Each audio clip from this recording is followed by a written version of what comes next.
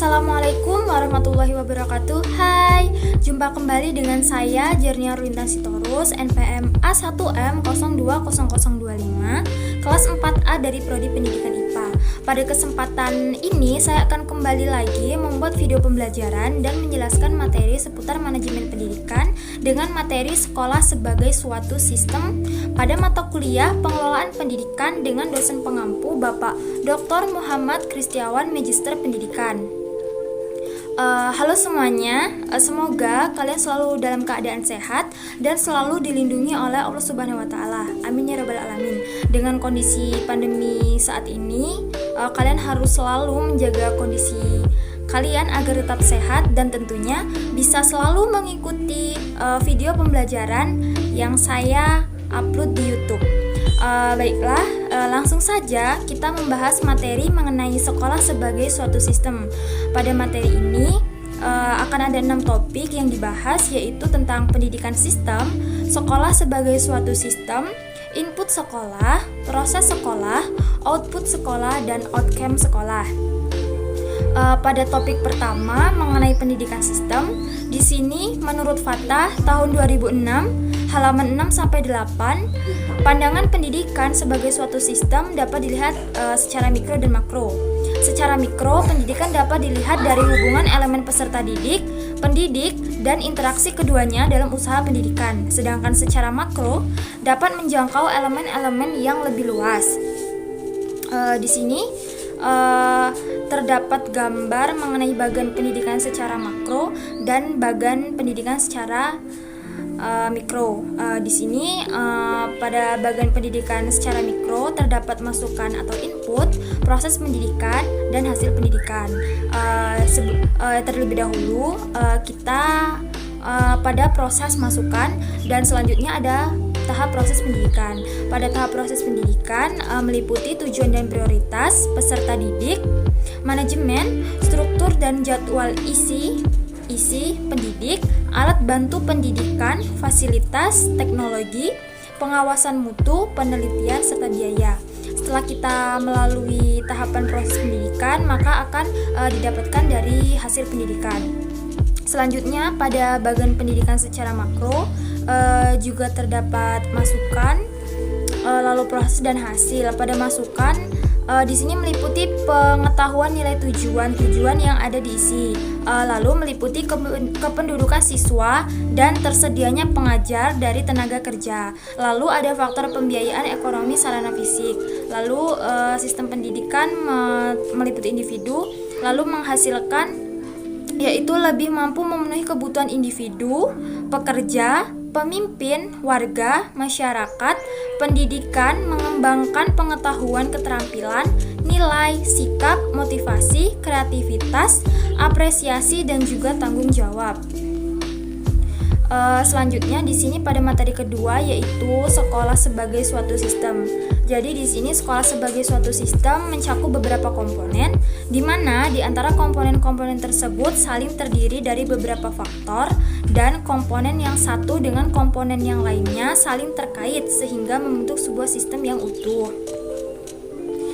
Selanjutnya adapun ciri-ciri dari sebuah sistem adalah yang pertama terdiri dari banyak unsur, lalu masing-masing unsur memiliki peranan spesifik untuk mendukung fungsi keseluruhan, lalu tersusun dalam satu tatanan tertentu.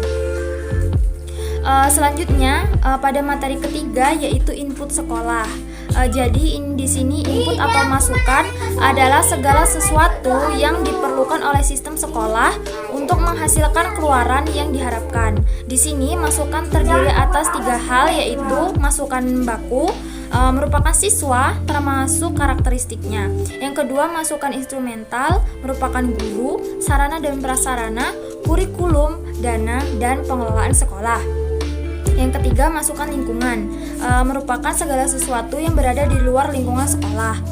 Di sini untuk ketercapaian pendidikan bermutu, fungsional, produktif, efektif, dan akuntabel, di sini maka diperlukan beberapa hal yang terkait dengan input, antara lain terdiri dari peserta didik, ketenagaan, fasilitas, biaya, kurikulum, perencanaan, dan evaluasi, serta hubungan dengan masyarakat dan iklim sekolah yang memadai.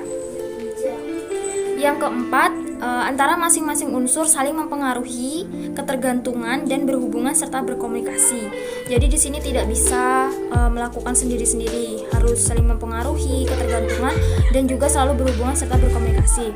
Selanjutnya ada berproses melakukan transformasi dengan mekanisme tertentu, tidak tergiur dari pengaruh lingkungan, membuat maksud dan tujuan yang jelas, memerlukan masukan dari luar atau lingkungan, memiliki mekanisme kontrol, dan mempunyai batasan waktu. Selanjutnya di sini pada materi keempat yaitu mengenai proses sekolah. Jadi di sini proses itu merupakan segala kegiatan yang dilakukan oleh sekolah, termasuk segala proses yang terjadi di dalam sekolah atau kelas dalam rangka mengubah masukan untuk menghasilkan keluaran yang ditargetkan. Proses di sini mencakup kegiatan belajar mengajar, kegiatan pengelolaan sekolah, serta kegiatan administrasi sekolah. Selanjutnya di sini ada unsur-unsur perencanaan proses pembelajaran yang baik. Jadi di sini perencanaan proses pembelajaran yang baik itu terdiri dari kebutuhan peserta didik, kompetensi dasar, tujuan, dan strategi. Perencanaan yang kurang optimal hanyalah akan menghasilkan kegagalan. Di sini selanjutnya pada materi kelima output sekolah. Output merupakan hasil dari proses menghasilkan lulusan sesuai dengan standar tertentu dan tentunya sesuai dengan harapan memenuhi kebutuhan yang diinginkan oleh masyarakat sekitar, orang tua ataupun pemerintah. Output pendidikan sebagai suatu sistem dapat dicerminkan dari suatu prestasi mutu lulusan sekolah tersebut. Selanjutnya topik yang terakhir yaitu outcome sekolah. Outcome sekolah merupakan keluaran tidak langsung yang menentukan berhasil atau tidaknya sistem sekolah.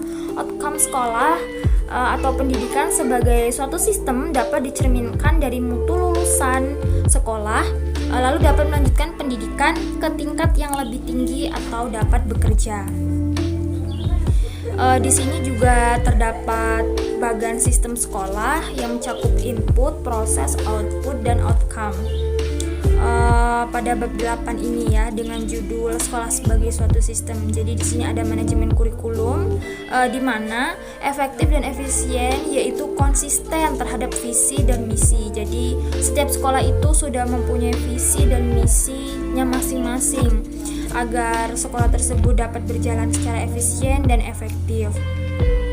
Selanjutnya setelah bab 8 ini ketika membahas bab 9 itu mencakup pelayanan kebutuhan mengajar guru, pelayanan belajar siswa oleh guru, prestasi belajar siswa dan lulusan, lalu pelayanan administrasi sekolah.